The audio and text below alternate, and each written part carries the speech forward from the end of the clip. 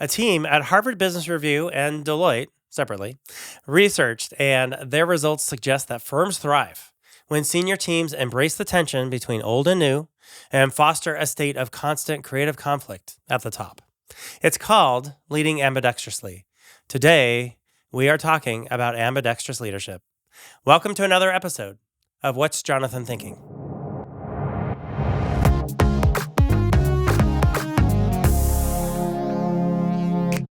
Hello, everyone, and welcome back to another episode. The world is changing, and the demands of modern leaders are changing right along with it. Methods of organization and leadership styles that worked yesterday aren't going to work in the future. Moreover, classic business models that have already proven to be failures are showing us that doing one thing only, but doing it well, might get you some success. But doing one thing well while simultaneously thinking about the future and starting to build for it will create enduring companies that stand the test of time. Implicitly, I've known this, but I've never really had a term for it, but I do today. And that is ambidextrous leadership. Whether you have heard of this term before or not, allow me to provide a quick description so we are all on the same page. As Benjamin Finzi, Vincent Firth, and Mark Lipton from Deloitte's CEO program put it, at its core, ambidexterity is the ability to exploit present conditions by optimizing the current business model's operations, while exploring opportunities to redefine that business model by taking pioneering risks. Ambidextrous leadership is exemplified by the CEO who shows a hunger for taking risks that could redefine how the business operates, creates value, while simultaneously squeezing out operational inefficiencies and implementing leading practices in the current business model. Research shows that firms who have ambidextrous leaders, and really at the center of it, ambidextrous companies and cultures, are positively associated with firm performance. What I find interesting is that this kind of leadership and this kind of worldly outlook, if you will, is still uncommon. Yet we see the results of ambidextrous firms left, right, and center. A perfect example is Microsoft, who started out as really just an operating system company. They literally had one product. However, with time, they added applications for that operating system and then added network computers and now even cloud and gaming. All the while, their core business of operating systems has remained competitive, relevant, and likely, if you peer into the financials of Microsoft, persists at a level of investment required to ensure quality, but not at the exclusion of innovation. In contrast, Kodak is barely a name anyone recognizes anymore, but to me, is the primal example of a firm that was physically unable to remain current and build an enduring organization. Founded in 1892, Kodak blazed the trail for photographic supplies and equipment. Growing up in the 70s and 80s, it was rather impossible to venture too far without a camera that wasn't using Kodak film, and Kodak didn't stop with just retail uses. They became the de facto standard in hospitals across the country and radiology departments. And of course, it became a staple of the motion picture industry. But that's who they are, essentially a one-trick pony. While they didn't have to be a one-trick pony, that is what they chose to be. In 1975, a gentleman named Steve Sasson, while working for Kodak's research laboratory, was tasked with finding a practical use for the recently created Charged Coupled Device, or CCD for short. It was a mechanism that captured light and transferred it into usable data. Well, he figured it out. In December of that same year, he took a lens from a Super 8 movie camera, 16 nickel-cadmium batteries, an analog-digital converter, a CCD imaging area array, an AD converter, and several dozen digital and analog circuits. After wiring them together on half a dozen circuit boards, he created the world's first digital camera. The world's first, made right here in America. The challenge they faced was Kodak's focus as a company was film. Film, everything film. They were making money hand over fist. Why disrupt the company cash cow by moving into this newfangled digital thing? In a 2012 article, Forbes wrote, "There are few corporate blunders as staggering as Kodak's missed opportunities and digital photography, a technology that it invented. This strategic failure was the direct cause of Kodak's decades-long decline as digital photography destroyed its film-based business model. Simply put, Kodak's management was not ambidextrous by any stretch. In 1981, Kodak's head of market intelligence, Vince Baraba, I hope I got that pronunciation right, learned that Sony had launched the world's first electronic camera, and because of this, he conducted a very extensive research effort that looked at the core technologies and likely adoption curves around silver halide film versus digital photography. The results of the study produced both bad and good news for Kodak. The bad news was that digital photography had the potential capability to replace Kodak's established film-based business. The good news was that it would take some time for that to occur and that Kodak had roughly 10 years to prepare for the transition. Kodak not only disregarded this information, they failed to even prepare for the foretold market disruption that digital cameras would cause. Kodak filed for bankruptcy in 2012, and they only have themselves to blame. So what do we do? How do we avoid corporate myopia, especially on the scale of Kodak's?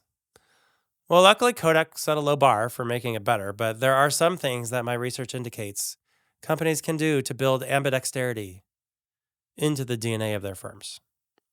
Number one, embed ambidexterity into an organization's design. As you can see with Kodak, if myopia had just rested at the C level, that problem likely could have corrected itself through, shareholder activism or some kind of upheaval in the direct report ranks. What makes Kodak's case so egregious is that it was a whole company culture.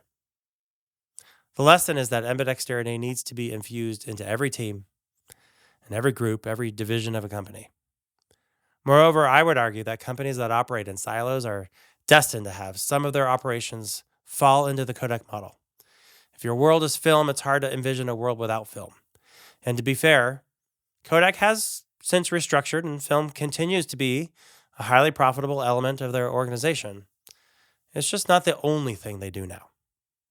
My recommendation is, where possible, break down silos, or at a minimum, allow the business operation to be a silo, but ensure that business unit leadership is not. I'll explain how in a little bit. That antidote for what is often called structural ambidexterity is contextual ambidexterity, an approach in which optimization and exploration exist within every individual and team, from the C-suite to the production line. This structure calls for organizations to break down the silos and encourage teaming. Put a film person on a team with a digital person and ask the film person to help optimize the digital line.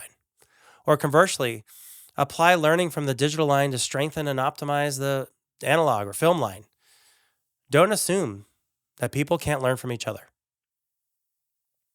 Number two, the C-suite should be a fellowship, not hub and spoke. If silos must persist for organizational reasons, make sure your leadership team operates outside that model. Perhaps the most eye-opening aspects of my research were the effects of executive teams that collaborate together. Imagine where the digital team at Kodak would be right now if back in 1981 they had had an equal seat at the table. In siloed organizations, often the silos persist all the way to the executive suite with limited communication between direct reports. It's inefficient at best, demoralizing at worst.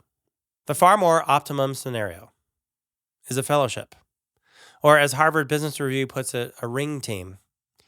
A ring team model, they write, brings unit leaders together in the CEO's key circle. The senior team makes decisions collectively about how to allocate resources and make trade-offs between the present and the future. If I were to point to the one thing that makes CG Infinity successful. Okay, hey everyone, Future Jonathan here.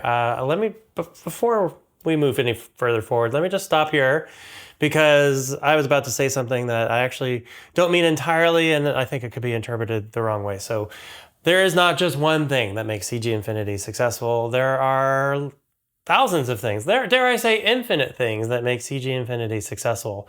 But since we're talking about this topic of Ring Team, it made me really reflect on how we're organized at CG Infinity, and it made me realize we are led by a Ring Team. And I think that is one element of our success. So let's go back to past Jonathan and see what he has to say. If I were to point to the one thing that makes CG Infinity successful, it would be that we function through a Ring Team. Members of the executive leadership team all report to the same person, but we have equal chairs at the table. We cross-pollinate ideas. We talk about how we can make our core horizontal offerings more efficient and optimized, but we also dream together about the future. And we openly discuss innovation ideas we have on new service offerings for our practices and how to fund them. We are all playing the same game at the same time, equally compensated for the outcome. Not every idea wins. Sometimes our scarce resources are needed on a bread and butter offering, and that comes at the expense of innovation. Other times, the innovation is most important and comes at the expense of the current model. Most times, we try to balance the two, feed both while starving none. It's a balancing act. Which brings me to my third point. Number 3, embrace the ambiguity. As I said, there's a constant tension between what many articles call exploiting your current business model and exploring new business lines that can take your business in new directions. Many of the articles I read point to the importance of unity in the C-suite. Whatever happens inside the boardroom, once the doors are open, the C-suite has to maintain a united front. One article advised that executives learn how to handle tension and even conflict together in ways that are not destructive to mutual trust and are productive to strong relationships. We live in a fast-paced world. Decisions made today may be revisited tomorrow. As a C-suite team, you have to be willing to live in that world. Do the best you can with the information you have, collaborate, fail fast, fix faster, keep moving, protect the bottom line while growing the top line. Everything is a balancing act. Mind the disruptive forces that threaten the future and find ways to continually enhance and strengthen your core business model. At CG Infinity, we're doing just that. Our core business model is no different than it was 25 years ago when we started. Our associates are experts at solving business problems with technology. That's who we are. What we could not have foretold 25 years ago is that some of those business problems would be solved with artificial intelligence and machine learning, Snowflake, and Salesforce-based solutions. Without ambidextrous leadership, we would be a roadside attraction of consulting firms from the past, maybe trading film-based pictures with some ex-employees from Kodak. These are a few of my thoughts for today. If you are interested in some of the articles that inspired this podcast, I'll post some links in the show notes. Thank you for taking this journey with me to learn about ambidextrous leaders. I'm curious to hear what you feel your leadership style is and what are your observations about your company's DNA. Until then, make it a great week, and I'll see you next time on What's Jonathan Thinking?